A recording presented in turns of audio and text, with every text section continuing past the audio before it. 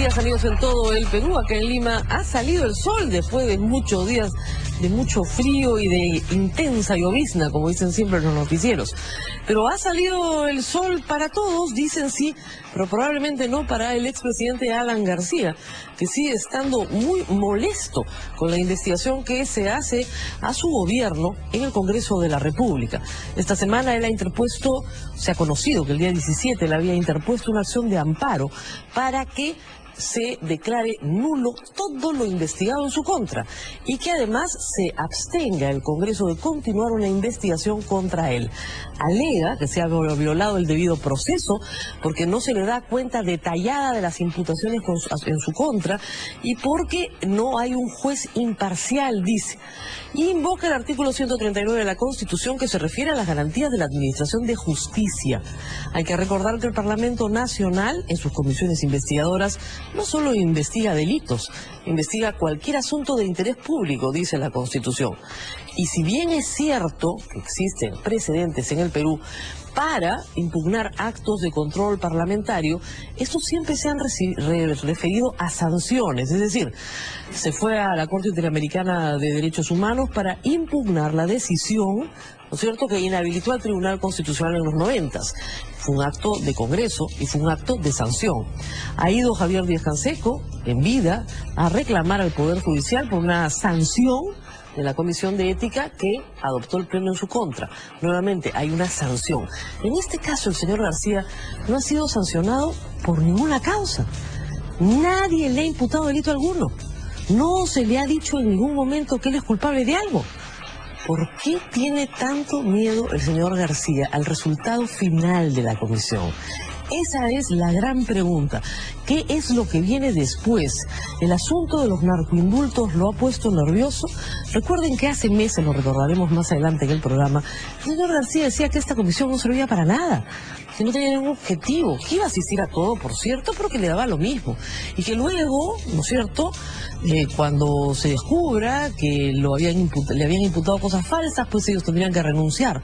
Y que él no se escondía ni en amparos ni en llantos, pues un año después se está escondiendo en amparos. Y no solo eso, ha llegado a decir hoy en una entrevista que en realidad son 3 comunistas, anoten bien, 3 comunistas que hacen mayoría en la comisión, los que lo persiguen por encargo de Ollanta Humala. Es decir, como si Ollanta Humala hubiera designado a los miembros de la comisión que investiga el gobierno aprista y que luego les haya dicho a ustedes que son comunistas, pues persigan al señor aprista. Obviamente el comunista mayor es el señor Sergio Tejada, el presidente de la comisión, que ha denunciado, hay que decirlo, una serie de amenazas contra él y contra su familia. Es muy extraño este cuento de los 3 comunistas y de la reelección conyugal y la de persecución en su contra. Lo que está claro es que al señor Alan García no se le ha imputado delito alguno. Y hasta ahora va pasando piola. En lo de narcoindultos se ha llegado hasta el señor Aurelio Pastor, como máximo. Pero no a él. Y no a otros funcionarios de su régimen que tampoco han sido imputados de delito alguno. ¿Por qué tanto miedo? Porque vienen otros temas. Esa es la gran discusión. Y en su gobierno, hay que decirlo, sí, el señor García convocaba legislaturas en verano extraordinarias para crear comisiones investigadoras ad hoc contra empresas privadas. Eso sí lo hacía él. Y está claramente documentado, es público y notorio, para perseguir a personas inocentes, a las cuales él imputaba delitos públicamente. Y direccionaba, ya lo sabemos, las investigaciones del chuponeo. Eso es lo que se viene ahora, el caso Business Track. Y eso es lo que al señor García lo tiene muy preocupado. No hay otra explicación. ¿Para qué un amparo? Que políticamente lo está dejando como una persona cobarde que no quiere enfrentar una investigación. Y además que se contradice a sí mismo todo el tiempo en todas sus declaraciones esta semana. No rehuyo a ninguna investigación, no rehuyo ni evito ninguna investigación sobre mis acciones. No rehuye y le pide al Poder Judicial en un amparo que simplemente se declare nulo todo lo actuado contra él y que se le retire de la investigación. Investigación parlamentaria. Si no lo saben los televidentes, la investigación parlamentaria no tiene carácter jurisdiccional, no busca sentenciar a nadie. Eso lo va a hacer el Poder Judicial en su momento. La investigación parlamentaria tiene otros fines. que, en el caso, por ejemplo, de los narcoindultos, como veremos más adelante, ha llevado, a través de una serie de denuncias también en prensa, a la Fiscalía a iniciar una acción que considera importante, válida, porque presume que hay delito de coima, que no es cualquier cosa. En fin, vamos a revisar sobre toda la política nacional esta semana, pero primero vamos al clima. Ustedes dirán, ¿por qué ha amanecido lindo hoy? Bueno, ha amanecido lindo, pero puede haber mucho más frío. Nelly Tejada estuvo con todas las autoridades que tienen que ver con el clima y también con todos nuestros televidentes en las calles para preguntarles cómo se hace para combatir el frío y si es verdad que hace tanto frío o solo es, como diría el ministro del Interior, una percepción. Adelante con la nota.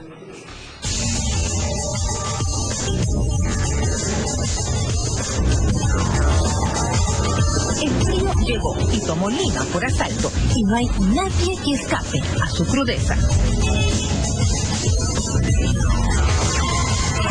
Obligados a envolverse con cuanta chompa tenga a mano, los limeños no han tenido otra salida que protegerse como puedan de este crudo invierno, que parece haber llegado para quedarse con temperaturas que han descendido hasta los 13 grados.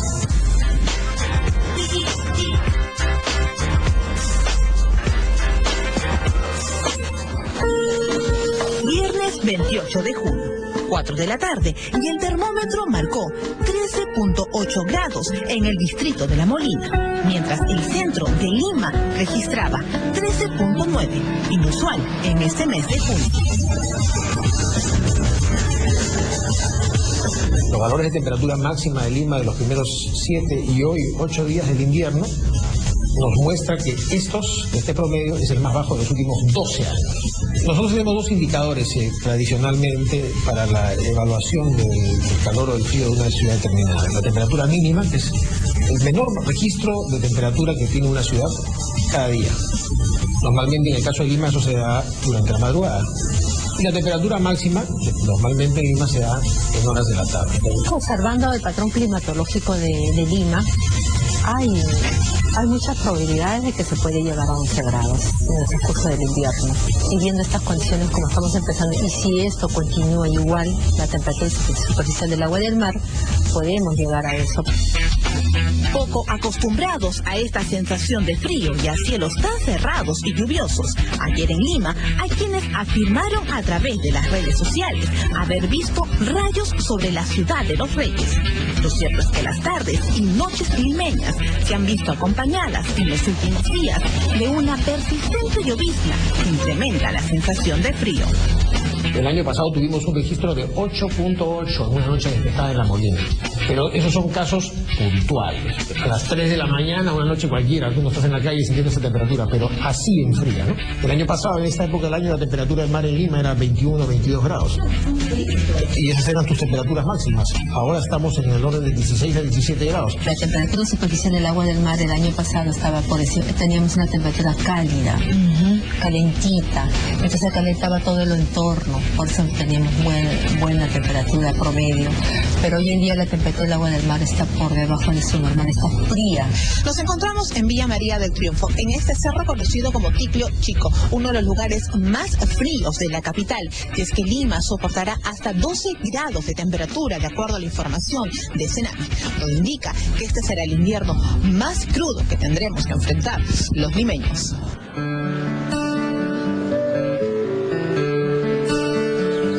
Estos chicos tienen una configuración geográfica muy especial. Ellos tienen muchos factores que hacen sentir la sensación térmica sea más baja que en Jesús María, por ejemplo.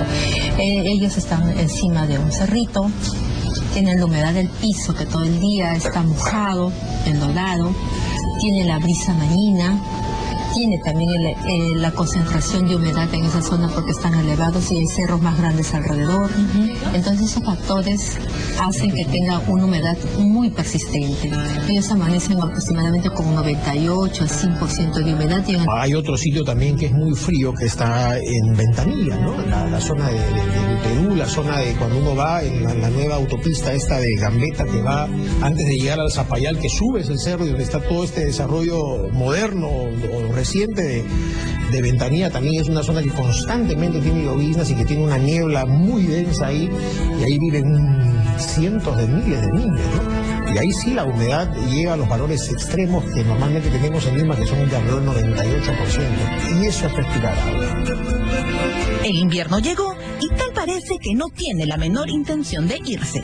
Así que en los próximos 80 días que estará entre nosotros, hay que saber llevarlo con mucha cautela, en especial aquellos que viven en los distritos del litoral limeño.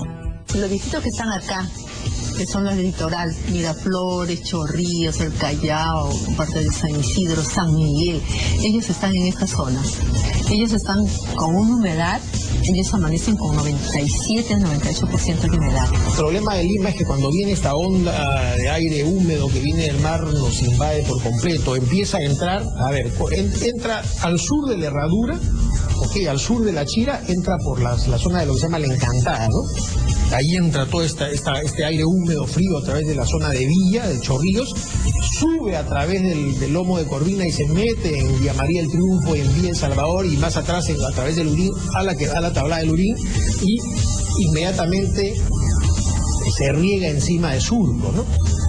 Y de ahí avanza este aire húmedo porque siempre viene del sur y engulle todo Lima. Y mientras la neblina envolvía la ciudad, Es Noticia recorrió las húmedas calles limeñas para saber cómo sus habitantes se protegen del invierno. Más allá de contar con un buen abrigo, desempolvar el poncho de la abuela, o calzarse de guantes, envolverse en chalina o usar paraguas, todo vale.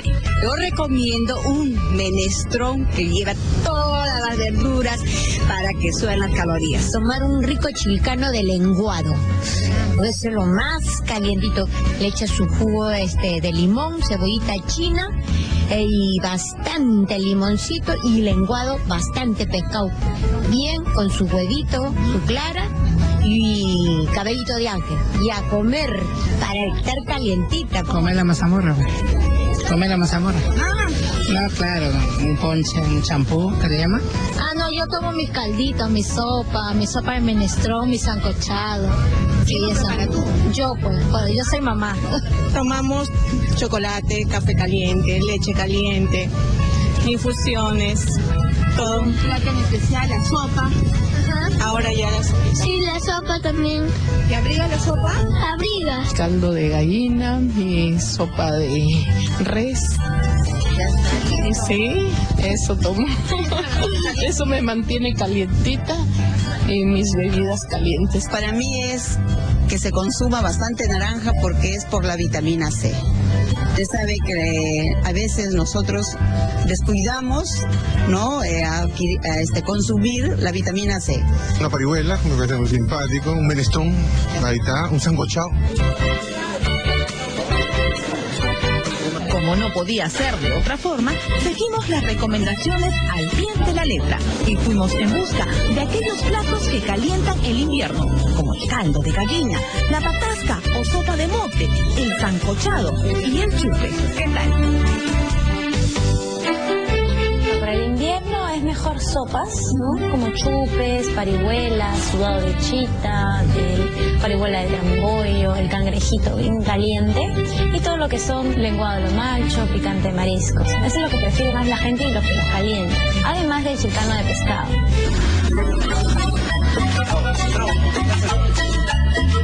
Una carpa amarilla nos da la bienvenida con un buen caldo de gallina en plena avenida de Villa María del Triunfo. Mira la comida, mira el caldazo que está sirviendo. ¿Quién lo va a comer? Seguimos nuestro recorrido y esto fue lo que encontramos en el cercado de Lima y Lince.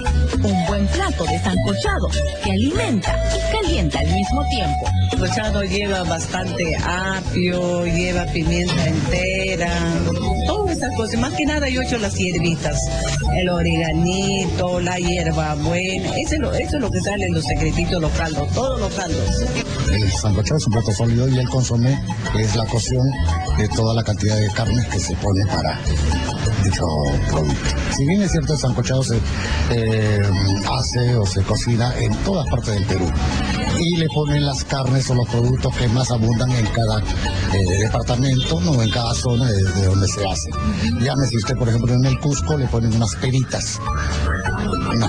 En Arequipa le ponen una carne de ovino, ¿no? O otros tipos de carne o embutidos, ¿no? Depende de los gustos de cada uno.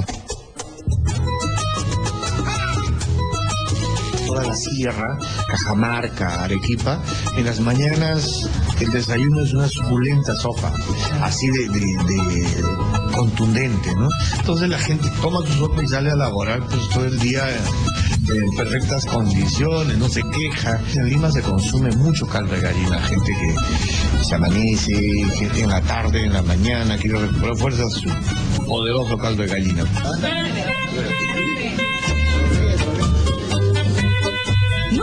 Para esta humeante bebida oscura bañada de membrillo y durazno, el emoliente, que casi siempre lo encontramos volteando la esquina, al lado del puesto de mazamorra morada y arroz con leche, y muy cerca de los picarones que se doran a fuego lento. Los dulces son también otra buena alternativa para aplacar el frío. Ay, saludos con leche con crema, pues rico. Para que te saque preparado con leche. Ahí está su milome. Ahí está su pime. ¿Con yapita? Con yapita, sí. No, ya no entra porque está lleno. Allá. Ya, acá todo el barrio me conoce. Me gustan los muchachos bravos que andan acá todos. El famoso clásico, Alianza U. Aquí no hay ganadores. Acá no hay empate nomás, porque no hay problema. ¿Desde dónde vienes para comer tu mazamorra con arroz con leche? De Miraflores. ¿Cuánto te ha costado? 3 soles. Sí, pero está rico, debería costar más. Siempre vengo a comprar acá, mi rica mazamorra. Casi de diario. Son 50 porciones de 5. Y yo salgo a las 4 de la tarde todos los días. ¿Tiempo aquí? Estamos acá viviendo de los 8 años. ¿Y en el negocio de los picarones? 4 años. ¿Algún secretito tiene? No, solamente sale con bastante amor, cariño.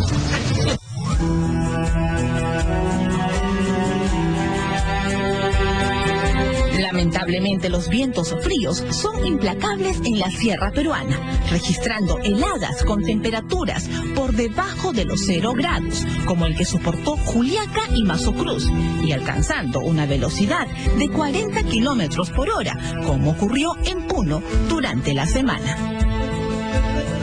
En la parte de la sierra hay sitios en que he llegado por temperaturas mucho bajas. Por ejemplo, Mazo Cruz ayer ha llegado a 17.4 bajos ceros. Y Mata, que es la parte alta de Arequipa, se ha llegado a menos 14. El invierno recién empieza. Nunca están de más algunas recomendaciones, sobre todo si se trata de proteger a los niños y ancianos, que son los más vulnerables con las enfermedades respiratorias. Las temperaturas, como comentamos al inicio del informe, pueden llegar a los 13 grados y la sensación térmica será peor por la humedad de la capital. Así que ya lo saben, como bien recién dicho, al mal tiempo, buena cara y a abrigarse. Es la época de usar ropa oscura, porque la ropa oscura nos trata de conservar el calor. No queda más que abrigarse, hay que seguir haciendo actualizaciones de cómo se va moviendo el tema de la temperatura del mar. Ya sabemos cuáles son las fuentes y vamos a ir informándole a la gente de lo que va a pasar. ¿Caliente el invierno? Calienta el invierno y es riquísimo, me levanta los ánimos, me sube la temperatura.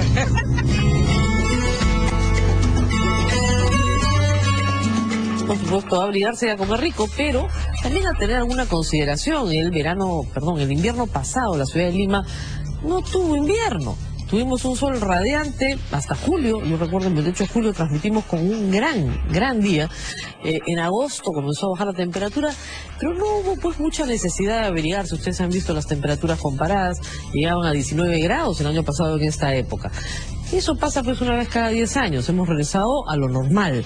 Y a veces sentimos que lo normal no es lo que estábamos acostumbrados.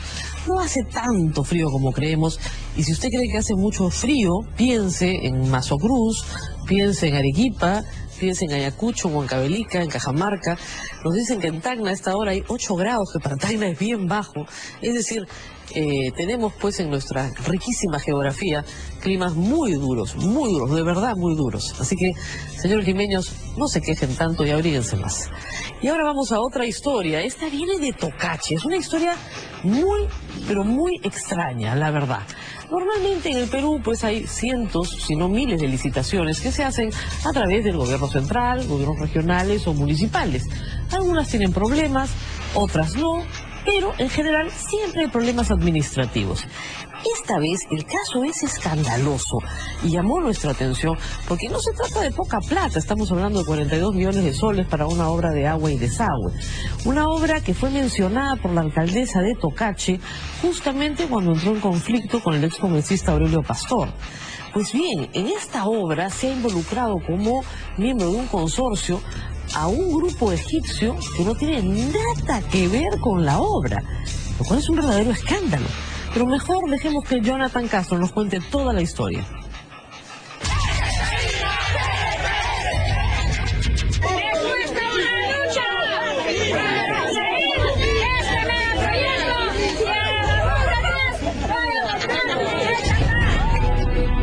Ella es Corina de la Cruz, la alcaldesa de Tocache, y esta es la inauguración de la obra más esperada de los últimos años de su provincia. La ampliación del sistema de agua y alcantarillado que beneficiaría a 20.000 personas.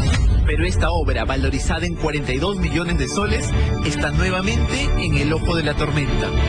Esa es la obra más grande que hay en Tocache. ¿En cuánto tiempo? En toda la historia.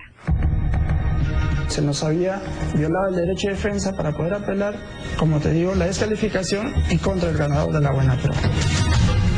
Después de varias convocatorias, la Buena Pro de la obra le fue adjudicada al consorcio Huallaga en abril de este año y las obras ya empezaron, pero detrás de todo el proceso hay una historia poco clara que ha provocado la furia de un empresario egipcio. Tú cobraste. A ver. Tú cobraste. Ya. ¿Qué pruebas tienes? ¿Cómo? ¿Qué pruebas tienes? Ya, vamos a entrar así. Ya, a ver el problema. Saca permiso para que podamos entrar con cámara. No. Si no entramos con cámara, no entramos. El consorcio Huallaga está formado por 3 empresas. La primera de ellas es Caset Karem, del iracundo empresario egipcio Sheref Gaber El Tantawi. Él asegura que no tenía idea que estaba metido en esta licitación. ¿Ustedes tenían conocimiento de que su empresa participó en un consorcio que ganó en Tocache? No. ¿Cómo es que figura entonces su nombre en este consorcio ganador? Nosotros nos enteramos por intermedio de una apelación que realizó uno de los postores.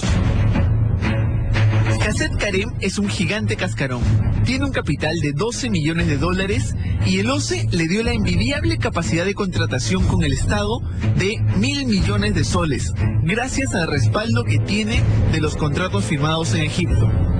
Pero de otro lado, la empresa no cuenta ni siquiera con una oficina propia, sino se presta a locales de personas cercanas para poner su domicilio legal. Antes ha estado domiciliado legalmente en el 3er piso de un edificio en La Victoria, una casa en La Encalada, un restaurante en Magdalena, un edificio en Miraflores y ahora está en otro del mismo distrito.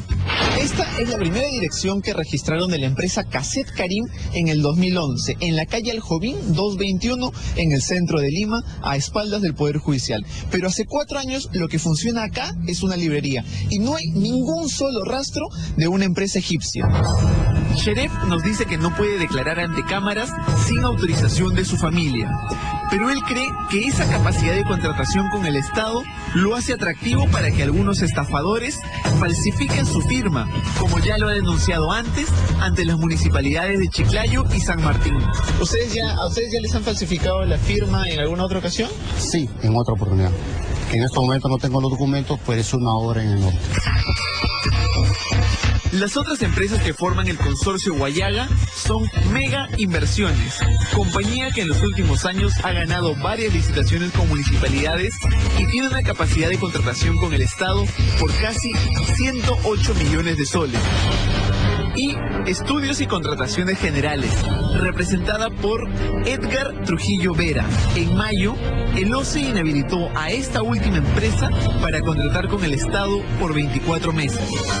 El año pasado, ellos y 3 empresas más formaron parte de un primer consorcio Guayaga, que fue sancionado por presentar información falsa sobre uno de sus especialistas. ¿Usted no estaba enterada de esta suspensión que tenía una de las empresas que han formado parte de este consorcio? No, yo desconozco. Para eso hay funcionarios que están responsables en la municipalidad. ¿Qué es lo que ha pasado en Tocache, que han vuelto en una larga historia de 42 millones de soles al exministro Aurelio Pastor, un empresario egipcio, una empresa huanuqueña impedida de contratar con el Estado y acusaciones a los hermanos del mismo presidente Ollanta Humala? Hoy es un día muy especial para la provincia de Tocache, donde va a contar con lo que eran los servicios básicos, agua y desagüe. El 2 de junio, la alcaldesa de Tocache colocó la primera piedra del proyecto y los desmanes no faltaron. Era un sector que se oponía porque argumentaban que la obra se había empezado a realizar sin los permisos correspondientes del organismo supervisor de contrataciones del Estado. Un año atrás, la alcaldesa había empezado a gestionar esta obra, pero surgieron varios inconvenientes para poder licitarla. Este proceso ya tiene bastante tiempo. Así es. La primera convocatoria del proceso de la licitación fue el 5 de julio del 2012, pero posteriormente se anuló hasta en 7 oportunidades, lo cual ya es un indicador muy grave de la forma como se pueden llevar los procesos. Eso demostraba inexperiencia total del comité. A fines del año pasado, la alcaldesa denunció al exministro Aurelio Pastor por haberle intentado cobrar 50.000 soles a cambio de reponerla en el sillón municipal, después de haber sido vacada. Pero lo denunció porque la principal estrategia de Pastor era valerse de sus contactos en el Jurado Nacional de Elecciones y el Poder Judicial. José Pérez, que es miembro del jurado, me ha llamado. Mira, la llamada está a las 8:53 hoy día. Yo los conozco, son mis amigos. Ya, entonces, además yo enseño en la escuela de ellos. Yo no llego al jurado con temas de que hay que darle. No. A mí me escuchan porque soy amigo, porque soy conocido, porque confían en mí. Pero en esa denuncia, la reposición de la alcaldesa no era el único interés de Pastor. Según Corina de la Cruz, Pastor le preguntaba insistentemente por las obras de agua y saneamiento, pese a que el tema por el que se reunían era su reincorporación al municipio. No hay nada, ya la han hablado todo ya. Creo que el señor, compadre está ahí de saber más, no sé. Una reunión en despacho y me dice alcaldesa, ¿cuándo me vas a pagar de esta obra? ¿Cuál obra? Le digo, ¿usted qué residente de obra? ¿Qué? Le digo, señor Pastor. No me dices que mi amigo ha ganado la licitación del puente Cachiaco, que todavía no lo terminamos. Y yo le digo, pero ¿qué tiene que ver ahora Cachiaco? ¿Usted ha ganado? ¿Qué cosa es? No me dice, él es mi amigo. Él ha ganado la licitación de las villas y quiero saber cuándo lo vas a pagar, alcaldesa. Después de haber sido vacada, la nueva gestión se tiró abajo la primera convocatoria y empezó a realizar coordinaciones para hacer una nueva convocatoria direccionada hacia algunas empresas. Una vez que Corina de la Cruz volvió a la alcaldía, se tumbó esta segunda convocatoria y empezó una nueva serie de convocatorias que han ido cayendo una tras otra. Esta es la relación de las 8 convocatorias que se han realizado para este proyecto. Uno a uno se ha ido cayendo por reclamos de los postores, sobrecarga del trabajo del comité y errores en la integración de las bases. Oye, Por eso, pues, bien, no sabía ayer tú estabas hablando como un sabio. ¿Sabías o no sabías? El empresario egipcio está alterado porque recién se ha enterado que estaba metido en la última convocatoria de esta licitación. Cree que otra vez han falsificado su firma. ¿Usted considera que en este caso su defendido ha sido víctima de estas otras empresas que han participado en este consorcio? Por supuesto. Ellos se enteraron que eran parte del consorcio por una denuncia que presentaron ante el OCE contra su empresa por presuntamente haber presentado información falsa al momento de inscribirse en el Registro Nacional de Proveedores. Pero fuentes al interior de esa entidad nos aseguraron que todos sus papeles están en regla. En el último proceso de selección, el consorcio Saneamiento Tocache fue descalificado, aduciendo que su personal no cumplía con los requisitos de las bases. Las empresas que se han presentado tienen una vasta experiencia en diversas obras de saneamiento a nivel nacional. Es imposible que los profesionales que hemos propuesto no califiquen. Pero el presidente del comité seleccionador responde diciendo que habían algunos errores en los documentos. Presentaban documentos como contratos que ellos habían generado o habían hecho, pero ese contrato no tenía un monto. Entonces para nosotros no era válido porque nosotros teníamos que contabilizar eso. Como no cumplían, lo descartábamos ese contrato y prácticamente ellos quedaban descalificados. Lo que ocurre es que simplemente buscaron la sin razón y ahí que se negaron en todo momento a proporcionar la información para justamente no apelar. Otro aspecto extraño de este proceso es que les dieron pocas facilidades para que puedan apelar. Cuando pedimos la revisión de los documentos, la entidad y todos sus funcionarios se negaron por todos los medios a proporcionarnos el acceso siquiera a leer el expediente. Ya al límite del vencimiento del plazo, envía el presidente del comité especial de esta licitación, envía 2 cartas indicando que precisemos cuáles de los folios queríamos que nos proporcionen la fotocopia. Y la pregunta es, ¿cómo podemos saber cuántos folios si no hemos visto el expediente?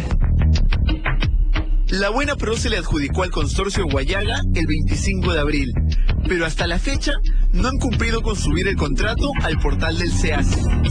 El problema es que la empresa sancionada, Estudios y Construcciones, presentó una apelación ante el Tribunal de la OCE y este resolvió en forma definitiva recién el 13 de mayo. Si el contrato se firmó entre estas fechas, podría continuar con la obra. Es cuestión de fechas. Si se ha otorgado la Buena Pro, pero si llega la sanción de inhabilitación para contratar con el Estado antes de la suscripción del contrato, no va a poder suscribir el contrato. Todo depende de si es que ellos apelan y si es que este contrato ya ha sido firmado o no ha sido firmado. Exactamente, exactamente. Y hay que analizar las fechas, ¿no? ¿Pero se ha firmado el contrato?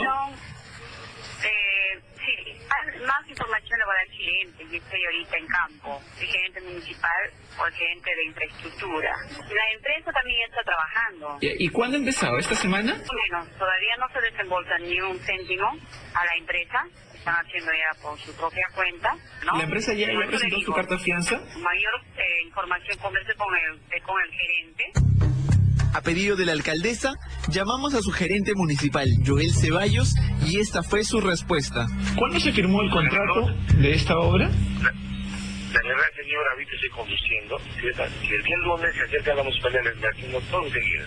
Pero el contrato ya se ha firmado. Estoy conduciendo con mi familia, estoy de viaje. Cualquier cosa el día lunes vengo. ¿Pero no sabe si se ha firmado o no se ha firmado? Por favor, le repito. Ok, no, discúlpeme. La persona que podría dar mucha más información sobre este caso es el ex abogado de Sheref Gaber El Tantawi, Jesús Miguel Macías Salinas. Él tiene todos los documentos del empresario egipcio que hubieran servido para firmar el consorcio. Pero hace ya varias semanas esta no ha habido. Intentamos llamarlo, pero no nos contestó. La empresa egipcia del consorcio Huallaga ya ha presentado una denuncia ante la OCE con la que intenta retirarse de esta licitación. Estamos solicitando informe referente, una copia fedataria referente a que cómo fue falsificada la firma. Y en estos momentos estoy haciendo ingresar un documento en la cual ellos van a tener que demostrarme quiénes hicieron las firmas y para proseguir con la denuncia penal de su oportunidad. Pero a todas estas situaciones extrañas se suma una más. La alcaldesa de Tocache denuncia que antes había recibido presiones de los hermanos del presidente Humala para realizar esta y otras obras. ¿Quién la llamaba pidiendo la obra? Es un hermano del presidente, está Antauro, está Ulises. El señor Antauro Humala y el señor Ulises Humala la han llamado a usted para presionarle para que salga esta obra. No, pidiéndome las obras, no solamente eso. Hasta me quisieron llevar al penal para que yo pueda dar el acceso al señor Antauro. Pero, ¿y le dijeron en qué empresa estaban participando ellos? Le dice que tienen muchas empresas, tanto nacionales e internacionales. Tengo varios audios, tengo aproximado más de 5 audios, porque todo esté grabado, para que en su debido momento voy a denunciar de todo lo que se me ha hecho. Aún queda mucho por esclarecer sobre esta extraña licitación, y la alcaldesa asegura tener en su poder grabaciones que podrían revelar mucho más sobre los vínculos de los hermanos del presidente. Mientras, en Tocache, la población sigue esperando las obras de agua y saneamiento.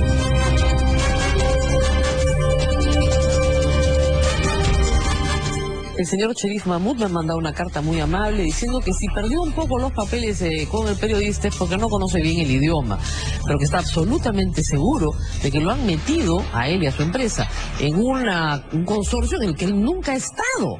Eso en primer lugar, han falsificado su firma y han metido una empresa en un consorcio de A3 donde él nunca ha estado. Eso por sí solo declararía la invalidez de este consorcio. Vamos a ir a una pausa y regresamos con mucho más. No se muevan.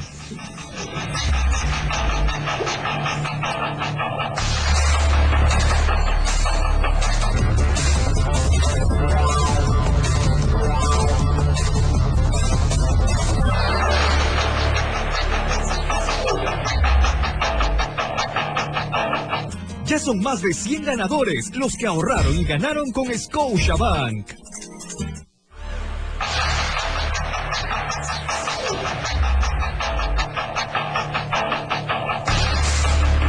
Y sobre el caso anterior que ustedes acaban de observar, hay que decir dos cosas más. Sí, la señora Corina de la Cruz, la alcaldesa de Tocache, tiene audios donde personas allegadas al presidente de la República, sea su hermano Ulises o su hermano Antauro, están presionando para obtener la obra o tener acceso a ella. Dice que tiene 5 audios. Sería interesante que los ponga a disposición de la Fiscalía, porque se trata de un caso de extorsión. Y también hay que decir que nadie se opone a que una obra pública se realice. A lo que se tiene uno que oponer es a que una de las partes involucrada en un consorcio alegue que nunca ha estado en ese consorcio. Esta obra ha tratado de hacerse 7 veces. Algo está pasando que no está funcionando y a la alcaldesa se le está escapando de las manos. Es verdad que en el informe también ha declarado el consorcio perdedor, y el consorcio perdedor obviamente siempre quiere impugnar la licitación, así es en casi todos los casos, pero, ¿no es cierto?, para eso hay normas y para eso hay un proceso administrativo. En este caso, las alegaciones parecen ser del todo válidas, dado que, reitero, el señor egipcio no es parte del consorcio. En fin. Ahora vamos a otro tema que nos ha, digamos, movilizado durante toda la semana. Como ustedes ya saben, a estas alturas hay una primera persona detenida de manera preventiva por los próximos 9 meses, el señor Miguel Facundo Chinguel, como responsable, según la acusación de la Fiscalía, de una organización criminal dedicada específicamente a captar internos y ofrecerles su libertad a cambio del pago de un dinero. Los delitos que se le imputan son cohecho, que es como decir coima, y asociación ilícita para delinquir.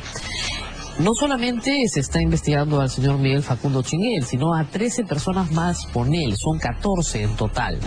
El Ministerio Público también ha solicitado que el señor Aurelio Pastor sea incorporado en la investigación, y para ello se tiene que seguir un procedimiento ante el Congreso de la República, porque el exministro tiene beneficio de antejuicio. Lo que es interesante de la acusación fiscal, cuando ustedes la observen en el reportaje de Daniel Llovera, es que esta se inicia con un informe de este programa, de Es Noticia. Informe que fue ninguneado por toda el APRA, diciendo que la palabra de Benítez Linares, un reo en cárcel, no tenía ningún valor. Pues ese es el informe que da inicio a la investigación fiscal y que luego permite que por lo menos 6 testigos, 4 con identidad protegida, puedan corroborar lo que él ha dicho. Tal vez lo más grave que ustedes van a ver en este reportaje de Daniel Llovera, que se va a transmitir ahora en 2 partes, es que el señor Aurelio Pastor ya violó el Código Penal antes de que empiece la investigación. ¿Por qué? Porque ha identificado a un colaborador eficaz. Y la identificación de un colaborador eficaz es delito en el Perú, y la pena va de 4 a 6 años. No ha empezado la investigación y él ya violó el proceso. Veamos la nota de Daniel Llovera. eso sí nos perjudica, evidentemente. Que él tenga la plena seguridad que yo soy un hombre probo. Yo sí soy un hombre, yo soy un hombre probo. Se le juntaron todos los problemas esta semana al partido de la Estrella.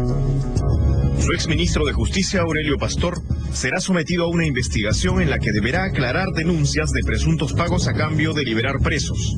Y su expresidente de la Comisión de Gracias, no hace mucho un cuasi héroe de los penales, Miguel Facundo Chinguel, no solo fue internado 9 meses en Lurigancho por disposición de la Sala Penal Nacional, sino que parece haber perdido la confianza del líder aprista Alan García, algo que en esa organización política equivaldría más o menos a la orfandad. Muy bien la Fiscalía. Cada funcionario debe responder política o penalmente por sus acciones, escribió el ex jefe de Estado la misma tarde en su cuenta de Twitter, confirmada la medida de fuerza contra quien hace poco él mismo había llamado hombre probo, proactivo, pata en el suelo. Pero eso lo dijo estrictamente por Facundo. En lo que al exmandatario concierne, él es más bien quien no desea dar una respuesta público-política.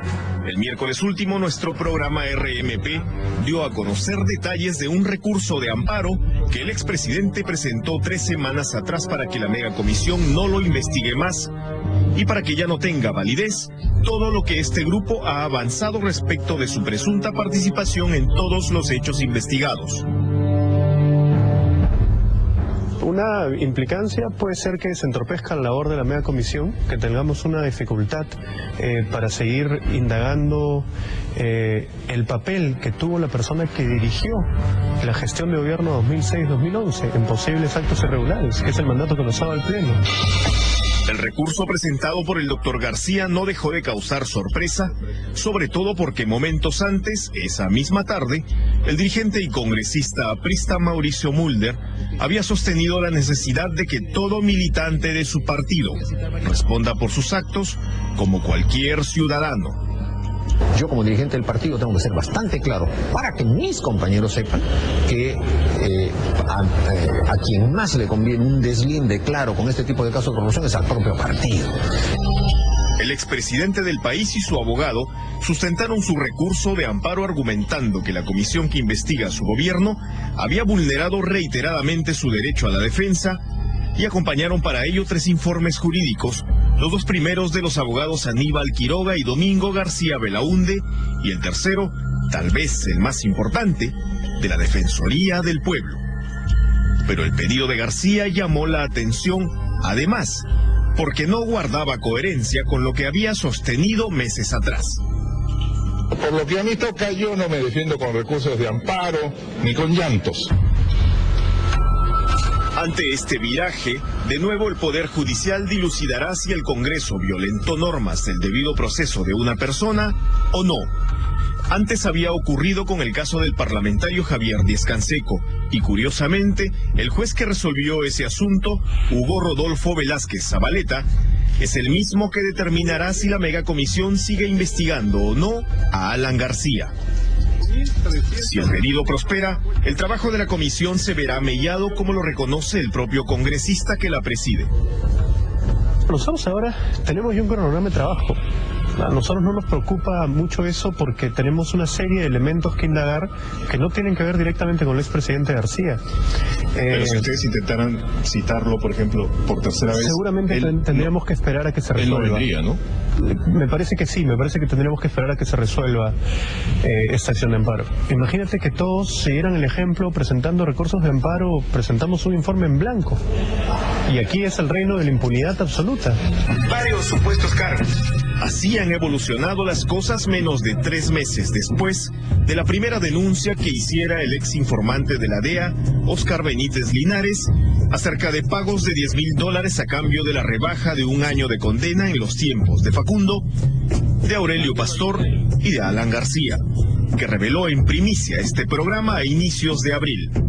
La primera reacción desde el partido aprista fue denostar del informante, intentar desprestigiarlo. El propio exministro Aurelio Pastor reiteró que posteriormente el ex colaborador de la DEA se había retractado lo cual no es cierto como lo vamos a evidenciar en esta edición. Sin embargo, las conclusiones de la Fiscalía Supraprovincial Anticorrupción, que denunció a mitad de semana a Facundo y a 13 personas más por haber constituido una organización delictiva, no hacen sino ratificar aquella primigenia denuncia. La declaración que dio en su momento no está aislada, se concatena además con la declaración del propio señor Butrón dos Santos, que ha sostenido básicamente lo mismo, aunque con mayor detalle, ¿no? Este es el documento de la formalización de la investigación preparatoria, o si se quiere, del inicio del proceso penal contra Miguel Facundo Chinguel y 13 personas más, entre ellas la exsecretaria técnica de la Comisión de Gracias, Noelia Gómez Paulet, y el ex interno y ex colaborador de Facundo, Carlos Butrón dos Santos, Brasil, por los delitos de cohecho pasivo propio y asociación ilícita para delinquir. Lo que la Fiscalía Anticorrupción denomina organización criminal estaba liderada, como vemos en este esquema, por Facundo y era secundada por Noelia Gómez Paulet. Además, había un nivel integrado por funcionarios de la Comisión de Gracias, Damaso Gregorio Luyo Vicente, Freddy Ronald Vilela Mijahuanca, Manuel Carrera Toribio, Jaime Juan Acevedo Saavedra, quien hasta hace unos días era, aunque no lo crean, fiscal en el Santa, Fabiola Ojeda Julca y Renato Dávila Asín, y un tercer nivel conformado por particulares y colaboradores como Carlos Butrón, Brasil, Henry Abel Cutipa Paricagua, ex interno del Lurigancho, y Silvia Rosario Lira Chachaima, vendedora en el mismo penal.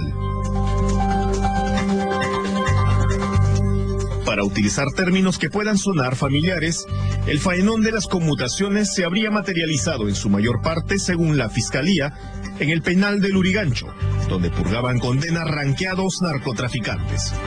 Allí, Facundo tramitó y emitió informes favorables con relación a las solicitudes de indultos y conmutación al pago de diversas sumas de dinero, señala la Fiscalía.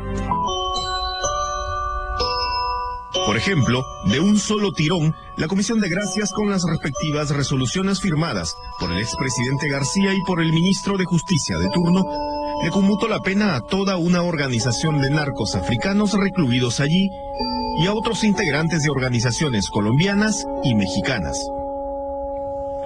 Solo dos de los africanos, Jude Usoma y Ngoza Malcolm, le llegaron a pagar a Facundo, de acuerdo a la investigación, $70,000.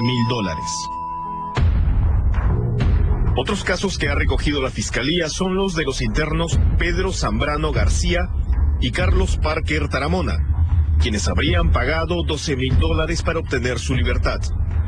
El de Juan Gilberto Villanueva, quien pagó $10,000. William Pedro Soini Sandoval, $25,000. Dos mexicanos, Ramiro Castro Mendoza y Henry Guzmán Ortiz, $30,000. Dos naturales de Surinam, Ansá Ogusu y Charles Tammy Fleming, $70,000 entre ambos. José Magallanes Pretel, $5,000. Harold Frech Alarcón, $7,000. Vladimir Castañeda Córdoba, preso por robo agravado, $2,500. Solo estos 10 internos habrían pagado en total $154,500. Si tenemos que reducir un año de condena, costaba, según todos los indicios, $10,000, y si fueron más de 5,000 los conmutados durante el gobierno anterior, lo que tendríamos sería una cifra millonaria por donde se le mire. Pero hay que empezar estratégicamente por abajo, certificar que efectivamente pasó lo que ahora sabemos más o menos claramente que pasó, es decir, se convocó a gente en los penales de acuerdo a su posibilidad económica de conseguir un indulto a través de la dádiva o la entrega de dinero. Eso lo tenemos más o menos claro. Lo demás tiene que ir dilucidándose en las investigaciones que siga la Fiscalía de la Nación. Con semejante evidencia recogida, se explica por qué el presidente García salude la decisión de la Fiscalía Anticorrupción, pese a que a inicios de abril apenas, el líder de la Estrella no pensaba así. el señor Miguel Facundo Chinguel fue designado por el ministro, pero con mi asentimiento, porque es una persona. Yo quiero decirle lo siguiente: nos hemos acostumbrado a tratar solo a los elegantes, con permiso de la reunión de turismo, a los que tienen ascendencia caucásica, como los que son impecables y tocables. El señor Chinguel es un hombre de condición social muy baja, pero tiene varios títulos universitarios y es una persona que se ha caracterizado por hacer pedagogía, es proactivo, agitado, y cuando se mencionó su nombre me pareció adecuado. Y lo que hacía este hombre, lo volvería a nombrar, porque este hombre sí actuó bien, sea ir al penal. Entonces estamos hablando de una organización dirigida por el señor Facundo, ¿solo por él? No lo creo.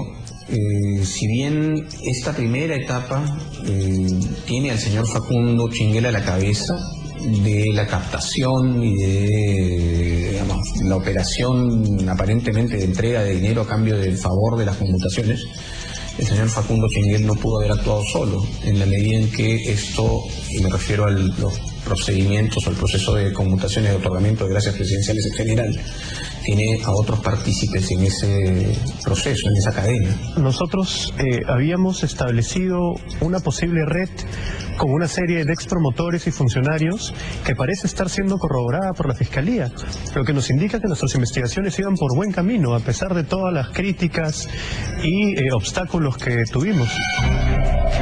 Claro que también habría existido comprensiva concesión con quienes no contaban con recursos, como lo que ocurrió con el ex fiscal de Piura, Félix Toledo Leiva, un caso que también denunció este programa en abril pasado. Toledo le debía pagar 5.000 soles a Facundo, pero en un sobre cerrado le hicieron llegar a su oficina del Ministerio de Justicia apenas 1.000 soles. Algo que habría disgustado a Facundo según la denuncia, pues cuando habló con un hermano del interno, le reclamó porque el monto no estaba completo y porque además le había dejado el dinero a su secretaria y no directamente a él. Si durante el juicio se ratifican las conclusiones de la Fiscalía Anticorrupción, el responsable ejecutivo de los indultos y conmutaciones, Facundo Chinguel, podría ir a la cárcel por 16 años. Y es temprano para saber si alguien de mayor nivel que él vaya a correr la misma suerte. El caso es que así se manejó la política de deshacinamiento de las cárceles durante el gobierno de García. Y en lo que concierne a la responsabilidad que habría tenido el expresidente, si hay avances, estos corren el riesgo de quedar truncos si el juez Velázquez Zabaleta le da la razón al exjefe de Estado y le concede el amparo requerido. Aunque el líder aprista ha señalado en su comunicado que sin perjuicio de ello, cualquier investigación judicial o penal contará con su total colaboración. Busca el doctor García ser investigado por el fiscal de la Nación, José Peláez. Por lo menos, la idea no sería de su desagrado. En la segunda parte de este informe, uno de los testigos del caso narcoindultos desmiente al exministro de Justicia, Aurelio Pastor. Vamos a hacer una pausa, no se muevan, regresamos con la segunda parte del informe. Volvemos.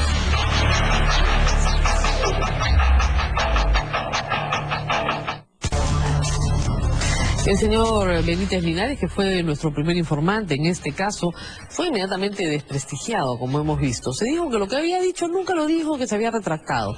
Pues no es así. Y Daniel Llovera se los va a demostrar ahora. Y también hay que decir, como lo hacía hace un instante, que el señor Aurelio Pastor se ha metido en un lío bien grande. Es delito revelar la identidad de un colaborador eficaz. Lo primero que hizo Aurelio Pastor al salir a los medios fue inmediatamente dar la identidad de uno de los colaboradores eficaces, con lo cual en este momento se le puede procesar solo por eso, con una pena de 4 a 6 años. Veamos el informe de Daniel Llovera. Bueno, no voy a dar ninguna declaración, ya he coordinado mi lugar y el que no debo dar ninguna declaración. El exministro de Justicia, Aurelio Pastor, quien estuvo muy locuaz la semana pasada comentando en medios y programas la denuncia fiscal por el caso narcoindultos, rechazó el jueves por la tarde concederle una entrevista a este programa, que lo llamó en 2 ocasiones para abordar detalles de la investigación que ha dispuesto sobre él el fiscal de la Nación, José Peláez. Doctor Pastor, ¿no es posible concertar una entrevista personalmente hoy día? Se lo pregunto porque ha estado declarando en otros medios, en otros programas.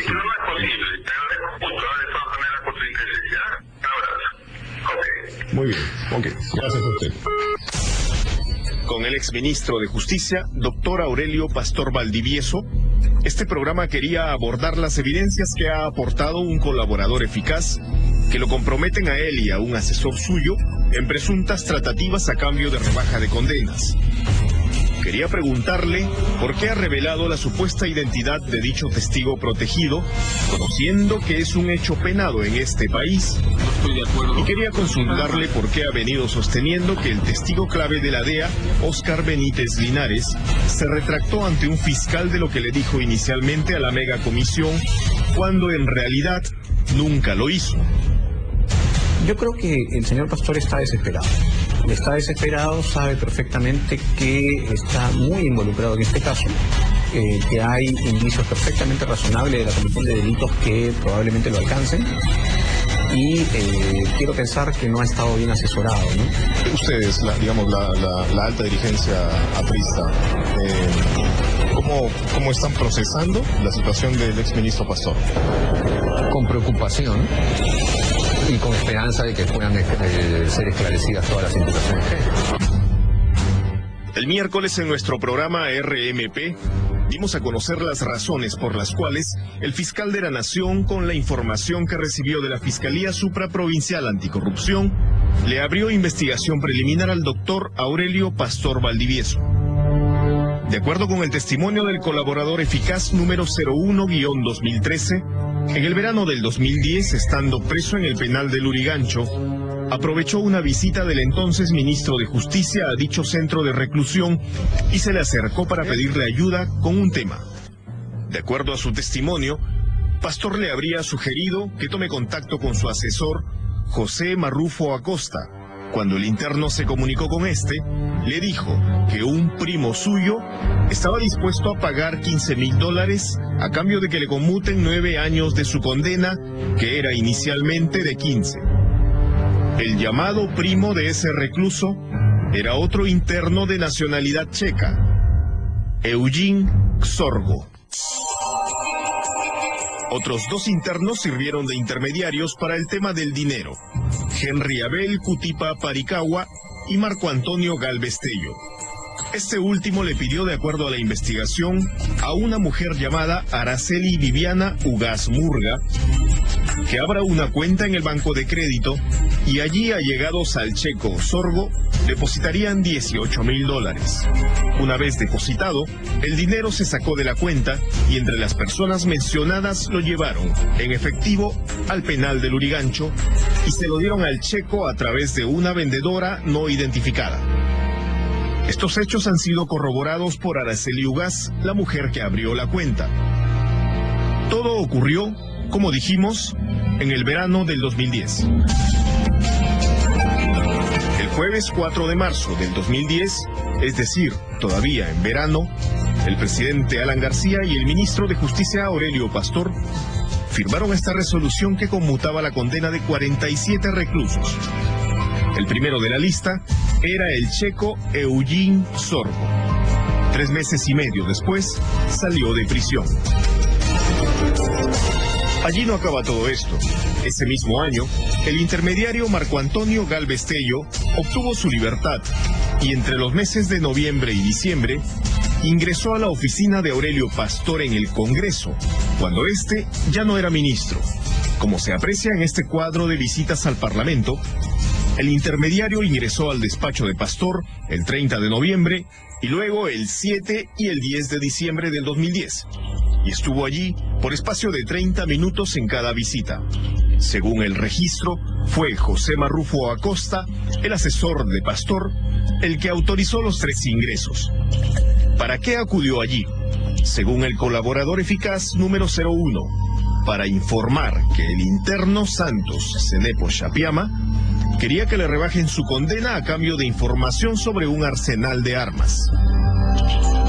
El mismo testigo clave ofreció detalles de negociaciones truncas para disminuir las condenas del israelí Sefchen, conocido por las reiteradas menciones de su presunta participación en el caso Pfeffer, y del polaco Jacenti Maciej. Pero según el testigo, Pastor fue cesado del portafolio de justicia y todo se quedó en el intento. El miércoles por la mañana, la respuesta del doctor Pastor Valdivieso en una entrevista televisiva fue, de entrada, la siguiente. Para empezar, el fundamento de esta investigación que ha iniciado la Fiscalía, porque a mí me causó sorpresa, yo decía, ¿qué cosa ha pasado? ¿Qué tiene que ver? Es la participación de un llamado testigo clave. ¿Qué es este colaborador? Sí, que este colaborador, que ahora voy a decir quién es, porque lo sabemos y además la Fiscalía lo ha comprendido en las investigaciones, se trata de este señor Marco Galvez Tello, el colaborador eficaz de la comisión investigadora, porque te voy a decir lo siguiente. ¿Qué es el mismo que el procurador no quiso decir? Así, aquí está, pero está comprendido. Que el señor Pastor primero incurrido en un acto irregular, que es revelar el nombre del colaborador eficaz. Me parece que es una forma de amedrentarlo y de buscar que se retracte. Sin embargo, ya existen medios probatorios más allá de las declaraciones. No hay manera de retractarse.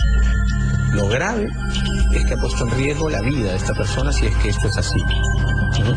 Y esto tiene, como decía al principio, una pena bastante severa en el Código Penal, y esto tiene razón en la posibilidad de que este señor sea ultimado, sea silenciado de alguna manera, de tal manera que no es un delito baladí, ni de bagatela, ni mínimo, ni despreciable, un delito sumamente grave contra la Administración de Justicia. Llamó la atención que habiendo sido ministro de Justicia, es decir, abogado del Estado peruano, Pastor Valdivieso haya efectuado tal revelación. Por eso el procurador anticorrupción Julio Arbizu señaló que denunciarán a Pastor porque habría violentado el artículo 409 literal B del Código Penal, que estipula que el que indebidamente revela la identidad de un colaborador eficaz, testigo, agraviado o perito protegido, agente encubierto o especial, o información que permita su identificación, será reprimido con pena privativa no menor de 4 años ni mayor de 6. Pero no fue el único testigo contra el que Pastor apuntaló. El exministro de Justicia también se refirió en los días anteriores a otro de los testigos en este asunto, concretamente el interno del penal de Piedras Gordas, que denunció por primera vez pagos por $10,000 por año computado, Oscar Benítez Linares. En los días previos, el doctor Pastor aseguró que el testigo de la DEA se había retractado de lo que le dijo a la megacomisión, pero ello no es así. La presentación de su testimonio a inicios de abril en este mismo programa, la dirigencia aprista demandó a la Fiscalía de la Nación investigar los hechos, y un fiscal llamado José Carlos Núñez Chasquero se dirigió a Piedras Gordas para interrogar al interno. Esta es la transcripción de aquella manifestación del 19 de abril, cuya copia obtenido es noticia. Allí se puede advertir que en ningún momento Benítez se desdice de lo que denunció ante la megacomisión. De todos modos, este programa le remitió al interno a inicios de esta semana un cuestionario preguntándole si la versión de Pastor era o no cierta. Esta es su respuesta de puño y letra con su firma del 25 de junio que presenta ahora Es Noticia y en donde aclara, numeral 1, no, en ningún momento me retracté. Todo lo contrario, usted podrá leer mis manifestaciones ante el señor fiscal. Siempre me reafirmo en lo mencionado ante la Comisión del Congreso. No entiendo por qué el señor Facundo y el señor Pastor están interesados y desinformando que yo cambie la verdad. En el mismo sentido, el numeral 4 de su escrito dice: no me retracto, todo lo contrario, me reafirmo en todos los extremos de mis declaraciones que están probadas con instrumentales. Yo no he visto, la verdad, que el señor Benítez Linares se haya retractado ante la Fiscalía, que ha desplegado la investigación en la etapa preliminar. No hay tal diligencia en la que este señor se hubiese retractado. Hay una estrategia para confundir a la opinión pública, definitivamente, señalando que se han inventado testigos, que los testigos se retractan, que se paga o se ofrece algún tipo de favores a testigos. Eso es totalmente falso. Si él hace denuncias, que las pruebe, pero que ahora se preocupe por probar su inocencia. ¿Qué llevó al doctor Pastor a sostener la tesis de la retractación de Benítez Linares? Ocurre que el fiscal Núñez Chasquero le preguntó al ex informante por temas que éste no había sostenido nunca ante la mega comisión. Al preguntarle, por ejemplo, si algún funcionario público le pidió personalmente dinero por su conmutación, Benítez respondió que eso nunca ocurrió. Y en efecto, este programa ha revisado el íntegro del audio del interrogatorio de la mega comisión y el recluso nunca afirmó tal cosa. Más bien, contó que en su caso, la modalidad fue otra. Y así, hay otros ejemplos. Por esa razón, los nuevos fiscales anticorrupción que ahora tienen el caso y que son los que denunciaron a Facundo y compañía, evalúan interrogar nuevamente al testigo Benítez Linares. Cabe la posibilidad de que, quizá por la naturaleza de las preguntas un poco ambiguas que se le planteó, haya otro interrogatorio ya con los fiscales anticorrupción. Sí, siempre es posible, por supuesto, en la medida en que no hay que olvidar que ahora se abre una nueva investigación preliminar, pero se ha abierto una nueva investigación preliminar a nivel de la Fiscalía de la Nación para investigar los mismos hechos, esta vez por la presunta responsabilidad del señor Pastor. Yo creo que él está en una situación complicada y es clarísimo que él dará respuesta a cada uno de estos casos y en la medida en que sus respuestas tengan la persuasión y la capacidad suficiente de poder determinar que no hay actos delictivos, será recogida o no por parte de los órganos jurisdiccionales. Si Pastor Valdivieso fue ajeno o no a hechos de corrupción en plena política de indultos y conmutaciones durante el gobierno anterior, eso lo determinará el más alto nivel del Ministerio Público. Pero claro, dependerá también del nivel de investigación que efectúe el fiscal de la Nación, José Peláez. El resultado de estas labores será un meridiano indicador del futuro inmediato de este caso que ya es emblemático.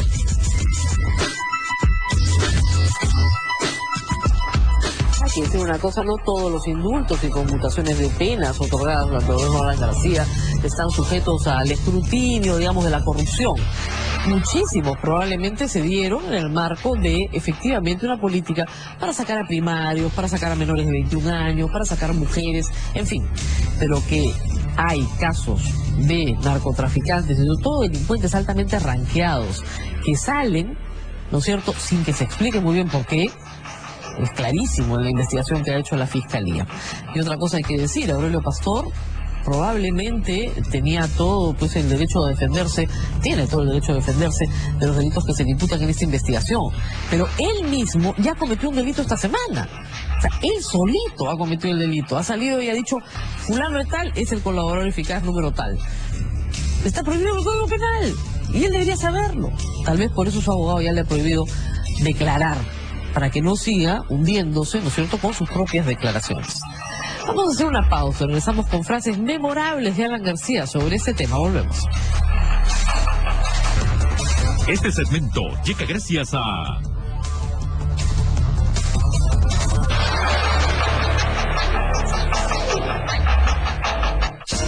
Es noticia. Algunos simpatizantes del APRE en redes sociales están criticando duramente el programa por ocuparnos extensamente de este tema. Hay que decir que nos hemos ocupado extensamente de las casas de la suegra del señor Toledo, nos hemos ocupado extensamente del señor Humala y de su esposa y de su proyecto reeleccionista y de su cumpleaños y de otras cosas más, pero esta vez le tocó el turno al partido de la Estrella. Yo confío en que un número muy pequeño de apristas esté involucrado en este asunto. Y espero, como le dije al señor Omar Quesada, que el partido pueda purgarse de sus malos elementos, que los tiene. Lamentablemente los vimos durante el gobierno pasado. Hay personas dentro del partido aprista que creen que pueden utilizar el poder para perseguir a personas inocentes. Yo lo he repetido varias veces. Yo he sido una de sus víctimas, así que conozco la historia de memoria. Espero que esto les sirva para demostrar un poquito de arrepentimiento de lo que ha pasado, sobre lo que ha pasado en su gestión. Pero vamos a los dichos de Alan García sobre este tema. Y empecemos por la famosa frase hoy que dijo el 12 de mayo del año pasado: yo no me escondo en acciones de amparo. Con ustedes, Alan García. Así como uno está, y estoy, dispuesto a ser investigado y a ser acusado de lo que sea, pero si se descubre que eso no es cierto, que los que acusaron renuncien públicamente, yo los desafío. Ese es mi punto de vista. Ya estamos cansados de los abusos politiqueros, ya estamos cansados del afán de figuración. Cualquiera que haga esa acusación, que no se me escude en la inmunidad parlamentaria. Hay intereses políticos evidentes de gente que quisiera destruir una opción como lo es el Partido Aprista, como lo he sido yo. Por lo que a mí toca, yo no me defiendo con recursos de amparo ni con llantos. Es decir, Alan García trató desde el año pasado, y lo ha tratado de hacer todo el tiempo, de llevar esta confrontación a un plano político y decir: acá se me investiga para impedir que yo sea candidato presidencial en el año 2016, porque lo que me quiere poner el Congreso es una inhabilitación por 10 años para ser funcionario público, ¿no es cierto?, poniendo, ¿no es cierto?, un obstáculo tremendo a mi futuro político. Eso es lo que ha dicho Alan García el año pasado y sigue insistiendo hoy. Insiste hoy en una entrevista en que lo persiguen 3 comunistas puestos por Ollanta Humala. A eso se reduce. El problema es que hoy ya tiene un funcionario de su gobierno preso y otros investigados. Pero veamos qué dijo sobre justamente esta primera denuncia que presentamos de Benítez Linares. Escuchemos. Tal Oscar Benítez, que salió esta mañana, que es un testimonio de la megacomisión, en que se señala que por año conmutado eran 10.000 soles. 10.000 dólares o soles. ¿Dónde está ese señor? En la cárcel, no lo está. Ah, entonces no pagó los 10.000. ¿O pidió y no le dieron? Yo no sé, no lo conozco. Es su palabra. ¿Usted descarta que haya habido Descarta absolutamente. Estoy ya cansado de que se inventen este tipo de patrañas incomprobables, pero que dice hay que seguir investigando. Usted ha dicho que esto viene de Gustavo Palacio. Pero absolutamente. ¿Cómo lo sustenta? El señor Tejada entra y sale del Palacio de Gobierno. Me persiguen, son patrañas, todos son patrañas, y esta semana ya no eran patrañas. Y hay una persona procesada y detenida. Y hay 6 testimonios que corroboran lo que otros han dicho. Bueno, vamos a ver qué más dijo García sobre su trabajo y su participación en la dación de estas conmutaciones de pena e indultos. Yo soy, señores, hijo de un preso político por 8 años. Y conozco, por lo que mi padre me contó muchas veces, lo que se sufre en las prisiones. Y una prisión peruana, repito, pesa 4 veces más que cualquier prisión de un país adelantado y desarrollado. Por consiguiente, todo lo que se ha hecho está estrictamente dentro de la ley, porque a cada una de estas concesiones la hice pidiendo el consejo de Dios. Trabajé miles de horas en más de 7.000 expedientes y solamente atendí 5.000. El consejo de Dios. ¿Y qué pasó? Porque en esta declaración, como ustedes han escuchado, el presidente Alan García asume la responsabilidad de la dación de esas conmutaciones de pena e indultos, con el consejo de Dios, ciertamente. Y de nuevo regresamos al punto inicial, es decir, en el Perú, en el momento que Alan García ha dado estos indultos y conmutaciones de pena, habían más o menos 15.000 sentenciados, 17.000 sentenciados es lo que se establece. Y le dio conmutaciones e indultos a más de 5.000, casi 6.000. Eso es 1/3 de la población penal sentenciada. Es mucha gente. Yo entiendo que las cárceles están hacinadas y que el Estado no ha invertido lo necesario en construir más penales para una población que crece y que lamentablemente siempre tendrá conductas marginales que tienen que ser castigadas. Pero una cosa es sacar a adolescentes, una cosa es sacar a jóvenes entre 18 y 21 años, una cosa es sacar a madres solteras, paqueteras, burriers, en fin, personas que son en la cadena del delito, digamos, la parte débil. Y otra muy distinta es a sacar a líderes de organizaciones delictivas. Es evidente que si el presidente leyó los expedientes, el expediente va acompañado con una copia de la sentencia. Con una copia de la sentencia. Si yo leo que estos africanos todos son parte de una organización criminal, y están sentenciados, que además han tenido riesgo de fuga en algunas oportunidades, como se ha conocido esta semana, evidentemente no le puedo dar el indulto a una persona que ha tratado de fugarse. Y sin embargo han salido los indultos. ¿Por qué? Porque era una política laxa, una política abierta. Y en arca abierta hasta el justo peca. Y eso es lo que finalmente terminó sucediendo. Como decía hace un momento, no se va a poder probar nunca, y yo no creo que haya sido así, que personas pobres, en fin, como digo, el eslabón más débil de la cadena del delito haya pagado algo. Pero que estos líderes del delito, estos cabecillas hayan pagado, parece que está bastante documentado a estas alturas. ¿Por qué? Porque se armó esta organización administrativa paralela dentro del aparato del Estado para manejar estos favores. Y estos favores se fueron pidiendo. ¿Hasta dónde ha llegado la investigación? Hasta el señor Miguel Facundo Chinguel, que ni siquiera compromete, hay que decirlo, a otros miembros de la comisión, como miembros de la comisión, sino al aparato administrativo de la comisión. Hasta ese nivel ha llegado. ¿Por qué se comenzó a investigar este tema? Hay que recordarlo. Por indultos escandalosos como el del señor Crucillat. No se ha investigado si el señor Crucillat pagó o no, y nunca lo sabremos probablemente, pero fue un indulto escandaloso. Eso abrió la puerta para que continuara toda esta investigación. Ningunearla, descalificarla, decir que el testigo no vale nada, no les ha servido de nada hasta ahora. Por eso es que Alan García esta semana cambió de actitud. Y miren lo que dijo en el Twitter. Ahí lo tenemos. Muy bien la Fiscalía. Cada funcionario debe responder pública o penalmente por sus acciones de mala conducta o mala conducta. Muy bien, cambió completamente. Ahora sí, muy bien la Fiscalía. Estupendo, magnífico. ¿Qué pasó? Ustedes lo han escuchado. Patrañas, decía. Ahora sí, muy bien la Fiscalía. Muy bien la Fiscalía, pero pongo una acción de amparo para que a mí no me toque, por si acaso. Entonces, acá tenemos una situación completamente contradictoria en el esquema del expresidente de la República. Si él quiere que cada funcionario tenga su responsabilidad, entonces tiene que ser investigado. Y investigación en el Congreso para problemas políticos relacionados con funcionarios públicos, tiene mérito. Lo que no tiene mérito es inventar comisiones investigadoras, y eso le doy la razón, para perseguir a personas particulares. Por cierto, pero él fue presidente de la República y no puede escapar de este encuentro con su destino y con su historia. Bueno, hay cosas más bonitas. Siempre el presidente Humala quiere que demos noticias positivas. Y yo les voy a dar una noticia positiva. Hay una puesta en escena, se llama Bolognesi en Arica, de Alonso Alegría. La vi anoche. Realmente se las recomiendo. Se las recomiendo porque creo que conmueve de una forma que pocas veces usted se va a poder conmover en teatro. La historia es conocida, usted la sabe, la ha visto en el colegio, en la universidad, durante su vida personal. ¿Qué pasó con Bolognesi en Arica? Pues Bolognesi murió. Pero las razones por las cuales él muere, las razones por las cuales él se sacrifica con 23 coroneles, eso es lo que se discute en la obra y creo que es interesantísimo de ver.